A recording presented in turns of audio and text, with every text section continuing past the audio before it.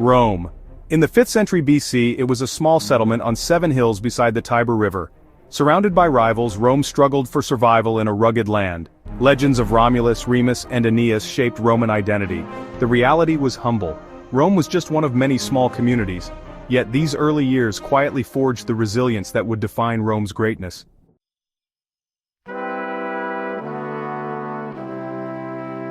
Why focus on 450 to 350 BC? This century was a turning point for Rome, where it transformed from a small town into a regional force. The 12 Tables, Rome's first laws, were created and displayed for all to see. Patricians and plebeians clashed, shaping Rome's government. Rome suffered the shocking sack by the Gauls but recovered stronger.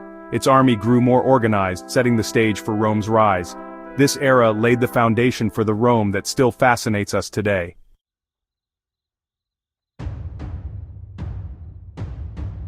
In early Rome, society was sharply divided between patricians and plebeians. Patricians, the aristocracy, claimed descent from Rome's founders and held most power. Plebeians, or plebs, made up the majority. Farmers, artisans, merchants, and laborers. Despite their numbers, plebeians were excluded from high office and faced harsh laws. Binding both groups was the patronage system, a web of mutual obligations that shaped Roman life.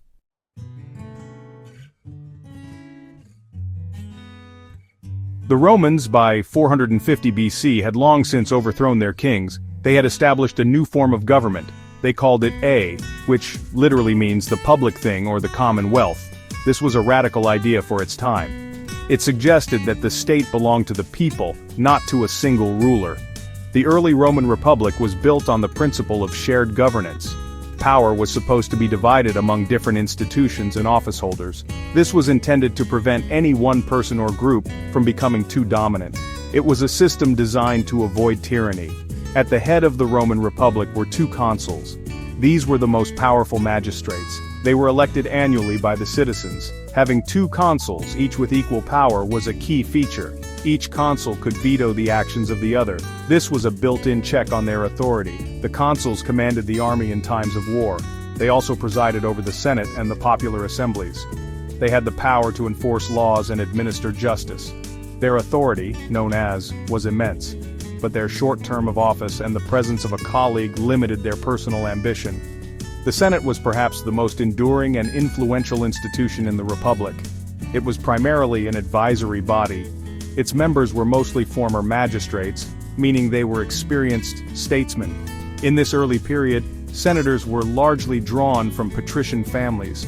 While the Senate could not formally pass laws on its own, its advice carried enormous weight. No magistrate would dare to ignore the Senate's guidance lightly. The Senate controlled state finances. It also handled foreign relations and supervised religious matters. Its authority was a cornerstone of Roman governance. Ordinary Roman citizens also had a voice, though it was carefully structured. They participated in government through various popular assemblies. The most important of these were the Comitia Centuriata and the Comitia Tributa. The Comitia Centuriata, organized by wealth and military service, elected the consuls and other senior magistrates.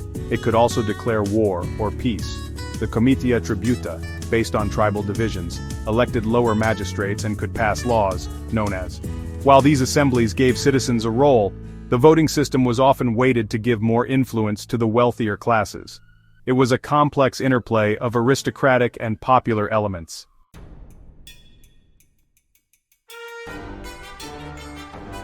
The Roman family was the foundation of society, led by the paterfamilias, who held authority over all members. Ancestors were revered, and tradition guided daily life. Most Romans were farmers, living simply and working the land with their families. In cities, artisans and shopkeepers kept commerce alive. Religion shaped every aspect of life, with gods, rituals, and household spirits at the heart of Roman tradition.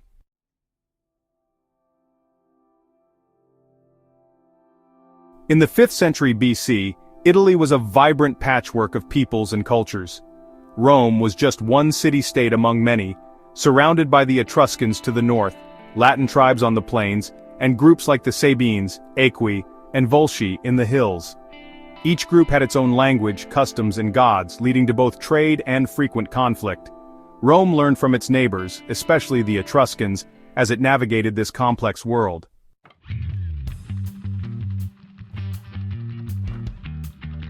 Warfare in early Republican Rome was brutal, but on a small scale. Citizen farmers fighting seasonal campaigns for limited objectives. Rome's main enemies, the Equi and Volsci, waged relentless annual wars that tested Roman endurance and skill. These drawn-out conflicts forged Roman determination and produced legendary leaders like Cincinnatus, who famously returned to his farm after saving the city. The war with Veii, a powerful Etruscan city, marked a turning point. After a decade-long siege, Rome captured Veii, doubling its territory and resources. This victory signaled Rome's rising power, but triumph was short-lived. In 390 BC, the Gauls swept down from the north, crushing the Roman army at the river Allia. The Gauls sacked Rome, leaving the city devastated and humiliated. Only the Capitoline Hill held out, and Rome was forced to pay a ransom to drive the invaders away. The trauma of the Gallic sack left a deep scar, but also spurred Rome to rebuild stronger than before. These conflicts shaped Rome's identity: resilient, determined, and always learning from defeat.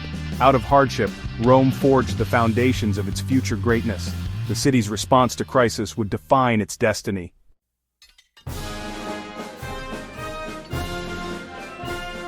Rome's army evolved through constant trial and error. Early on, Romans fought in Greek-style phalanxes, but rough Italian terrain forced them to develop more flexible, manipular formations. Military service was a duty and a mark of status. Citizens provided their own arms, and the wealthiest formed the heavy infantry. Rome valued discipline, courage, and loyalty, training its soldiers rigorously. Rome's real strength, however, lay in forging alliances. Defeated enemies often became allies, supplying troops and expanding Rome's military reach. The Latin League and other partnerships, though unequal, increased Rome's manpower and influence. Constant warfare made Rome more organized and militaristic, while setbacks like the Gallic sack led to reforms: stronger walls, better tactics. By the end of this era, Rome's military machine was taking shape, laying the groundwork for future expansion. Adaptation and alliance became the keys to Roman success.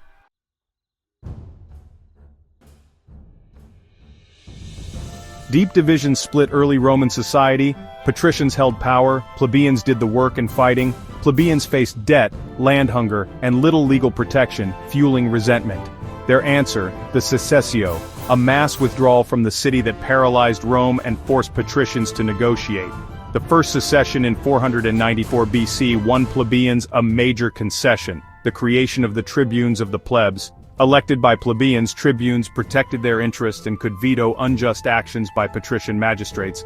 Their persons were sacrosanct, and they had the power to rescue plebeians from abuse. The tribunes became powerful advocates for the common people. This was the first real step toward balancing power in the Republic. The struggle for rights had begun, and plebeians now had a voice in Rome's future. The conflict of the orders would reshape Roman society for generations. The plebeians' determination set a precedent for change.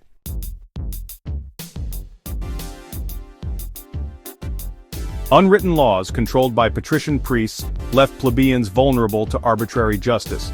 Plebeians demanded written, public laws to ensure fairness. In response, a commission of 10 men, the Decemviri, was appointed around 451 BC to codify Roman law. The result, the Law of the 12 Tables, inscribed on bronze tablets and displayed in the Forum for all to see.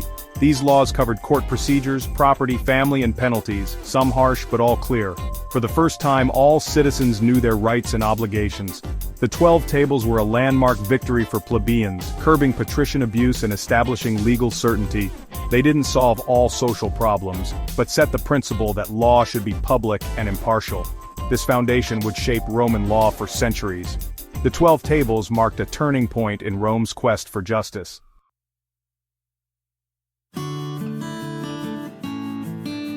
Written laws were only the beginning. Plebeians still wanted access to Rome's highest offices. The Lex Canuleia of 445 BC legalized intermarriage between patricians and plebeians, breaking down old barriers. Ambitious plebeians could now join the elite through marriage and public service. The office of military tribunes with consular power opened a path to high command, though patricians still dominated. The real breakthrough came with the Licinian Sextian laws of 367 BC. One consul each year had to be a plebeian. This ended the patrician monopoly on Rome's top office and addressed economic issues like debt and land ownership. Plebeians gained real political power, and the republic became more inclusive. These reforms marked a major turning point in the conflict of the orders. The door to leadership was now open to all citizens. Rome's political landscape was forever changed. The plebeian struggle had reshaped the republic.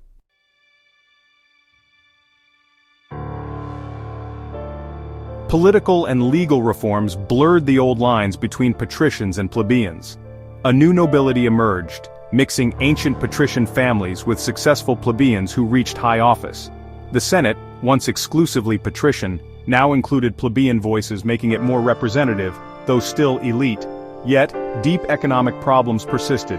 Small farmers struggled with debt and land shortages, and military service remained a heavy burden.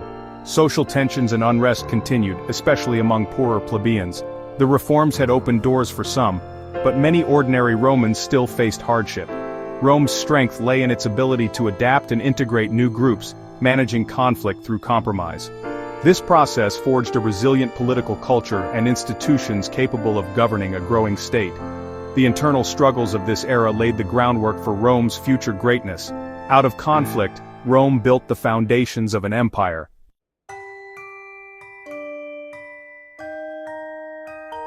In 450 BC, Rome was just one of many small city-states in Latium, struggling for survival among rivals. But over the next century, Rome transformed itself, slowly expanding its power and territory. The victory over Veii marked a turning point, showing Rome's growing military strength. Conquests brought new land, resources, and people under Roman control. Even setbacks like the Gallic sack only strengthened Rome's resolve. By 350 BC, Rome was no longer just a survivor. It was becoming a regional power, ready for greater ambitions.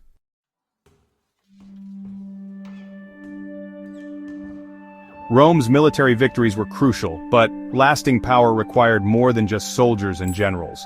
To control and unify its growing territories, Rome invested in roads and infrastructure.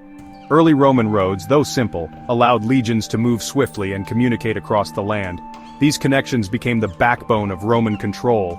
Massive projects like the Servian Wall showcased Rome's resilience and ability to mobilize resources. Roads and walls unified the land, projected Roman power, and shaped the very landscape of Italy.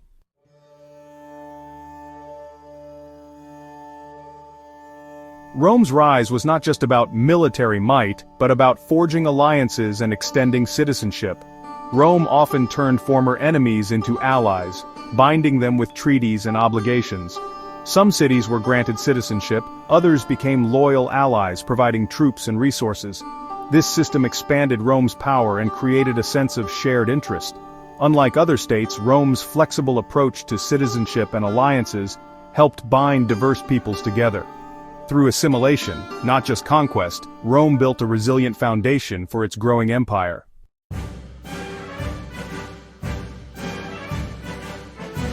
In this pivotal century, Rome's relentless challenges and shared triumphs forged a powerful sense of unity and identity.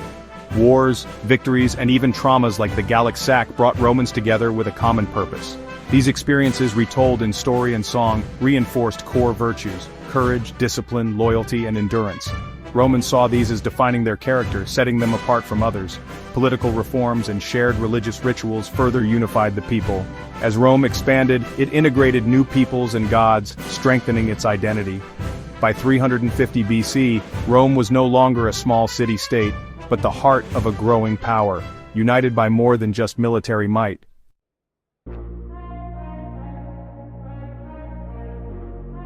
In 450 BC, Rome was a modest city-state, overshadowed by powerful neighbors.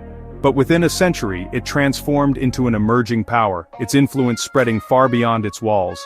Internally, Rome faced intense social and political change, most notably the struggle between patricians and plebeians. From this, the Law of the 12 Tables emerged, bringing new clarity and fairness. Externally, Rome fought constant wars, conquering rivals like the Etruscans and enduring the traumatic sack by the Gauls. Every crisis spurred adaptation, forging a resilient, ambitious city, defining a century of transformation.